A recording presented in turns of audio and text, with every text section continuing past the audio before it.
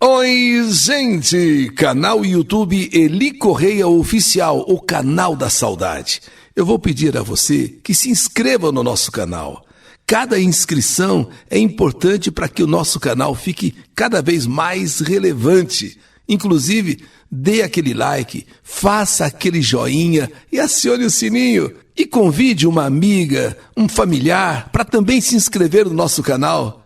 Você faz isso? Então estou contando com você. E também toda segunda-feira, às 19h, o nosso podcast, o podcast Eli Correia. E no canal YouTube Eli Correia Oficial, mamãe e papai. Só a morte foi capaz de separá-los. Às vezes a gente fica pensando como tudo mudou. Mas como tudo mudou? Antigamente os casamentos eram duradouros. Dificilmente se ouvia falar que o marido largou a mulher, deixando ela e os filhos largados à própria sorte. Também esposas deixando para trás filhos e marido sem se importar com nada. Hoje em dia, infelizmente, as coisas não são mais assim. Afinal, quantos se casam e vão colocando filhos no mundo e dali a pouco se separam e cada um já procurou um outro rumo, já tem um outro rumo na vida? É muito triste. Afinal, cadê aquele juramento? Até que a morte os separe. Ninguém leva em consideração esse compromisso feito no altar, diante de Deus. Eu vos declaro marido e mulher até que a morte os separe. Meus pais, Antônio e Lucinda, se casaram. Viveram 48 anos casados. E nunca, jamais um ficou longe do outro, um dia sequer. Eles trabalharam muito para nos criar, sustentaram e educaram muito bem seus 5 filhos. O tempo foi passando. Nós fomos crescendo, nós filhos fomos também casando, vieram os netos, enfim, a vida seguia em paz dentro de uma família harmoniosa. Meu pai nunca perdeu um dia de trabalho, até doente ele saía da cama para não faltar no serviço. E foi assim até a hora de chegar à sua aposentadoria. Me lembro muito bem até do dia em que ele se aposentou e foi homenageado na empresa por ter sido, ao longo do tempo, um funcionário exemplar. Ele teve direito, inclusive, até festa de despedida. E minha mãe e nós, os filhos, até participamos desta linda homenagem. Lembro que mamãe foi às lágrimas. Ela abraçou o papai e, rodeados por nós, seus filhos, choramos juntos. Após a aposentadoria, papai então poderia agora descansar, passear, curtir a vida. Mas como ele estava acostumado a se levantar muito cedo, quem disse que ele ficava na cama? Passou a fazer bicos, uma hora consertando uma coisa, outra hora pintando um portão, arrumando um encanamento, mesmo sem necessidade alguma, ele tinha que sempre estar ocupado. Nós até ficávamos bravos com ele, mas papai não queria saber. Era a alegria dele sair com a sua maletinha de ferramentas e ir fazer alguma coisa pela vizinhança. Nós, filhos, até propomos a ele que daríamos um dinheiro a ele por mês, para ele ficar quieto em casa, afinal já tinha trabalhado muito na vida. Mas a resposta dele foi essa: eu não quero nada de vocês, eu não preciso disso, eu estou muito contente podendo sair, assim até eu me exercito. Ao invés de darem dinheiro para mim, abram uma poupança para cada um dos meus netos. Eu fico mais feliz se vocês abrirem uma poupança para cada um dos meus netos. Dos meus irmãos, só um era solteiro e ainda morava com os nossos pais. Nós, os outros casados, nunca deixamos de visitar nossos pais, nunca. Todos os fins de semana estávamos com eles no almoço e num churrasco que papai adorava fazer. Quando tive minha filha, papai ficou muito feliz. Vivia carregando a netinha para lá e para cá, para lá e para cá. O tempo vai passando e estava se aproximando mais um aniversário de casamento deles. Seria o aniversário 45. 45 anos de feliz união conjugal. Então eu e meus irmãos resolvemos organizar uma festa surpresa para eles. Inventamos uma história de que um amigo nosso gostaria de fazer o aniversário dele no quintal dos nossos pais e perguntou se poderíamos ceder o quintal deles, para fazer essa festa. Então, papai, o senhor concorda em que esse nosso amigo faça a festa aqui no quintal aqui do senhor? Papai concordou de pronto. Disse que ia ser um prazer, E que um amigo nosso fizesse uma festa ali no quintal. O dia da festa chegou. Nem papai nem mamãe podiam imaginar o que iria acontecer. Cada convidado que chegava escondia o presente em um quarto que estava vazio. Música tocando, papai feliz, e já tinha até puxado a mamãe para dançar com ele. Chegou a hora de cortar o bolo, e eles pensando até então que era para o aniversário do nosso amigo Orlando. Ele achava que o Orlando estava lá e o aniversário era dele. Então, daqui a pouco chegou o bolo, vai ser o corte do bolo feito pelo Orlando. Chamamos nossos pais para perto da mesa. Aí as luzes se apagaram, meu irmão acende as velas e ainda só na claridade das duas velhinhas, meu irmão mais velho diz: pai, mãe, vocês são os melhores pais do mundo. E eles não entenderam nada, mas um apertou a mão do outro, e ficaram ali surpresos. O pai e a mãe, um apertou a mão do outro e ficaram ali surpresos. Eles não estão entendendo nada, porque o aniversário é do Orlando. Foi quando meu outro irmão lá de trás grita: pai, mãe, essa festa está acontecendo, não é para o Orlando não. Esta festa é para vocês. Essa festa é pelos 45 anos de casamento. Feliz viva para você, papai. Feliz viva para você, mamãe.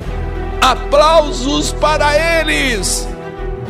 Nessa hora, todos os convidados começaram a aplaudir, a cantar parabéns, dar os presentes que estavam escondidos. E foi só emoção, só emoção. E foi aí que papai e mamãe ficaram assim, mas então não é do Orlando? Ficaram emocionados e choraram muito. E a festa, a partir daí, eles sabendo que era para eles a festa seguiu perfeita, do jeitinho que a gente queria. E eles agradeceram muito toda aquela homenagem feita para eles. O tempo foi passando. 3 anos depois disso, papai continuou levando a vida de sempre, acordando cedinho, fazendo seus bicos com aquela sua maletinha de ferramentas. E foi em uma manhã que ele acordou e se queixou com a mamãe, dizendo que estava sentindo meio febril. Levamos então, mamãe falou pra gente, então levamos papai para o hospital. Parecia se tratar de uma gripinha. Porém, depois de 6 dias, nada dele ficar bom dessa gripinha, vamos dizer. Aí fizeram mais exames e nada de achar o problema de saúde dele. A única coisa que sabíamos é que ele tinha diabetes, mas estava controlada. Passando mais alguns dias, papai piora de novo. Mais exames foram feitos, mais medicamentos e papai volta para casa novamente. Certo dia, era de madrugada ainda, mamãe me liga aos prantos contando que papai não estava bem, estava muito ruim. Imediatamente, na madrugada, fomos então para casa de mamãe e papai e o levamos para o hospital. E dessa vez, os médicos resolveram deixá-lo em observação. Nessas alturas, todos os filhos já estavam no hospital. Meu marido ficou no quarto com meu pai e eu e meus irmãos ficamos consolando nossa mãe, que até precisou de um calmante, tamanha era a sua aflição. Quando eu entrei no quarto para ver papai, eu tomei um susto. Ele estava no oxigênio, tomando soro e medicamento pela veia. Meu marido pediu para que eu não fizesse barulho, porque ele tinha acabado de dormir.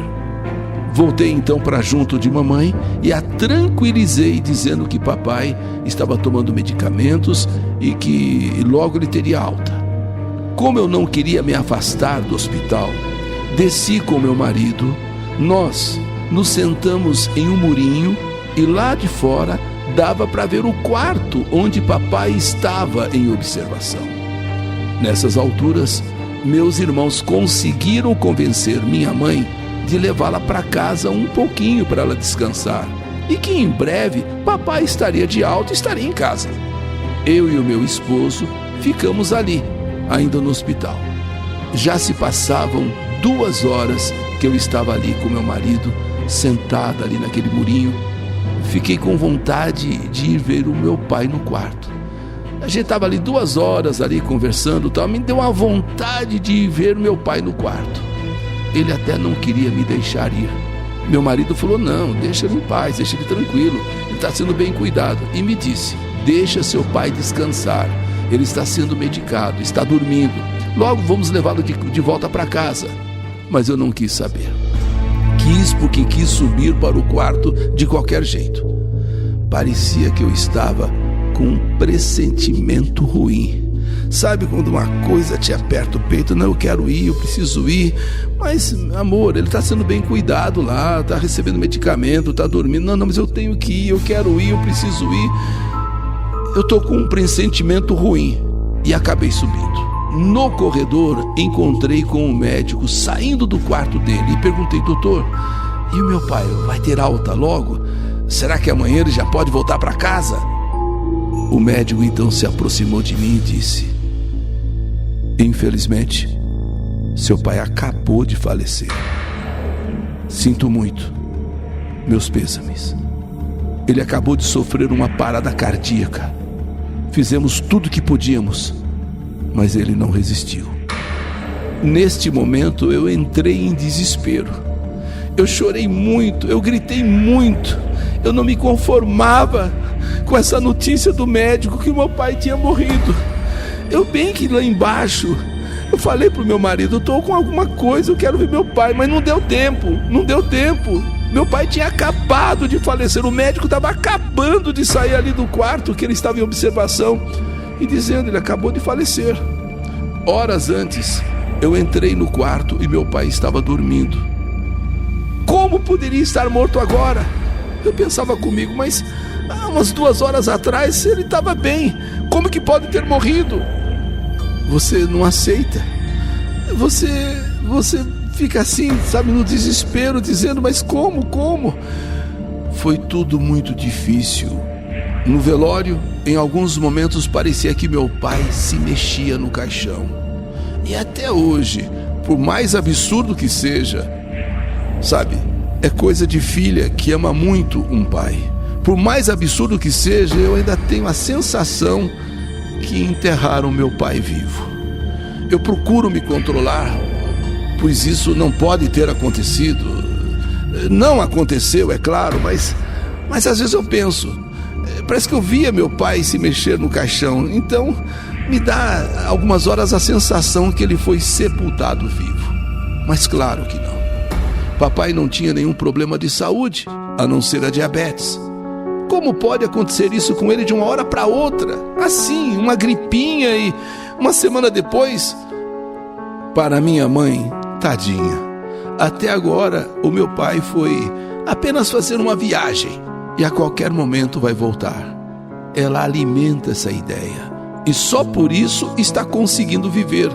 Na cabeça dela, papai foi fazer uma viagem e logo ele volta.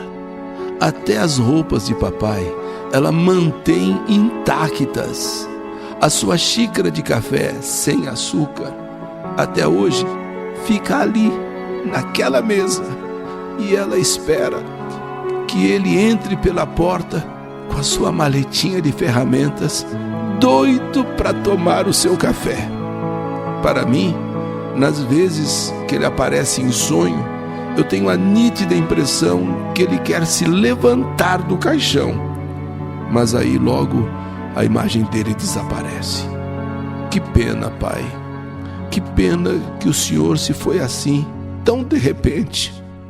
Pai Antônio, que saudade sentimos do Senhor.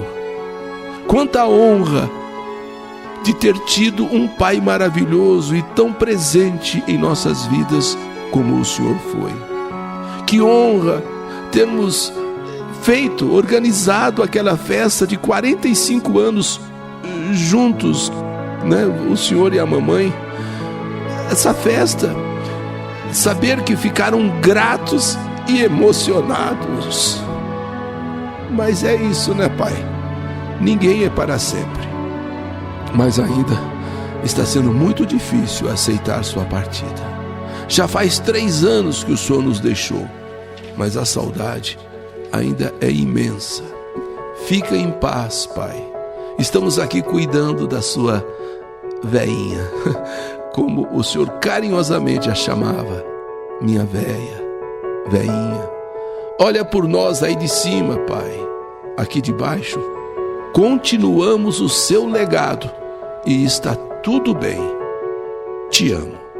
Aqui, sua filha Cleide, que escreve essa carta para deixar registrado o quanto o Senhor foi importante para nós. E nada melhor que a sua história fosse narrada pelo Eli Correia no Canal da Saudade. Essa é a minha história, história que a vida escreveu. Que saudade de você! Mamãe e papai, só a morte foi capaz de separá-los. História do canal YouTube Eli Correia Oficial.